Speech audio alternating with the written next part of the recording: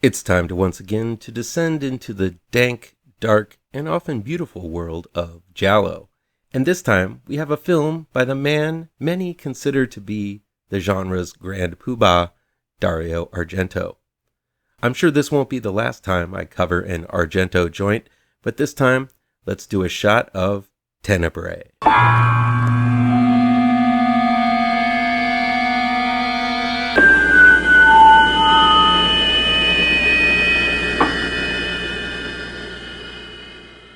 Welcome back to ML Miller Frights. I'm ML Miller. Before we begin, please do me a favor and punch that like button down below.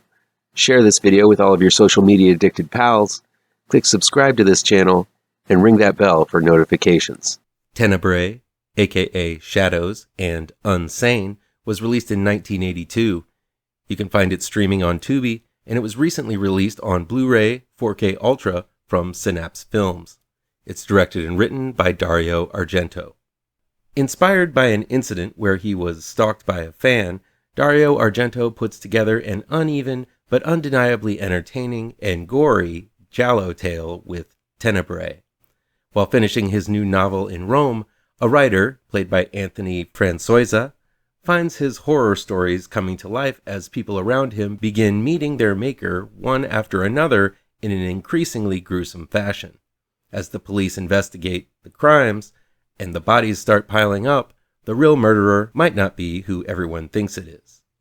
At times, TENEBRAE follows the usual gloved killer Giallo template. Victims are oft, and the blame is pinned on one person after another. Red herrings are flopping around all over the place.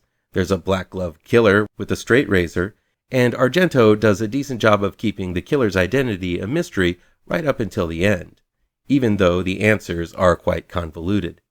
In playing with expectations, TENEBRAE does indeed end up being a clever sort of murder mystery in true Giallo fashion.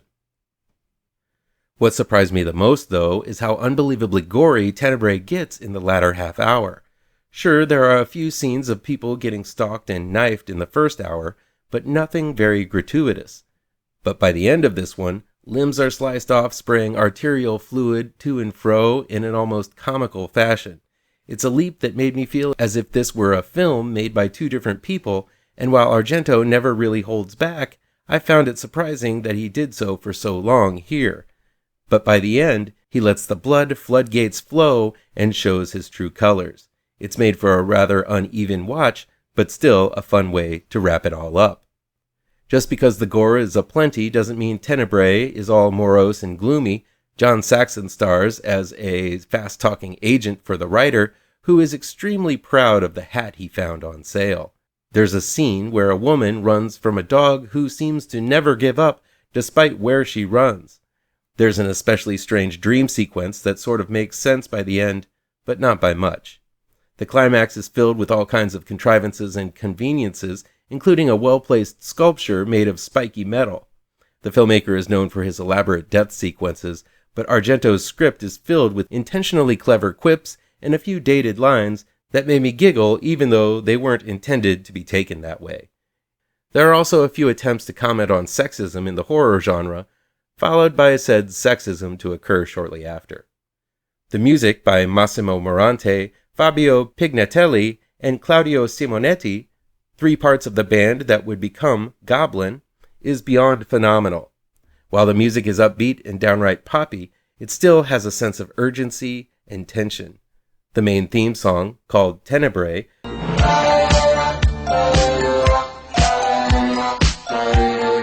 feels like a dark, poppy Daft Punk song, and was sampled by the music group Justice in their songs Phantom 1 and Phantom 2.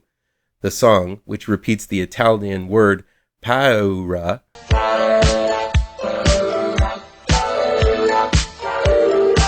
over and over again, translates to the word fear in English. It's immediately earwormable and will definitely get your toes a-tappin'. I can't say TENEBRAE is one of Argento's best mysteries. It kind of flounders around, seemingly not knowing how it's going to work out and not really making it easy for the viewer to figure out the mystery themselves. It also seems a bit aimless, as the big reveal of the killer isn't really the big reveal at all, as the real secrets are revealed quite a long time after the killer's mask is shed. But Tenebrae is still a whole lot of bloody fun. Argento's restraint up to a point is appreciated here, but I would have rather seen the gore dispersed more evenly. Have you guys seen Tenebrae? Let me know what you think about it down in the comments.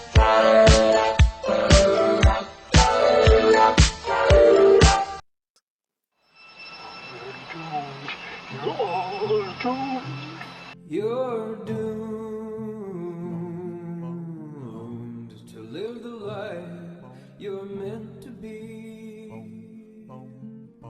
stuck inside your reality. You're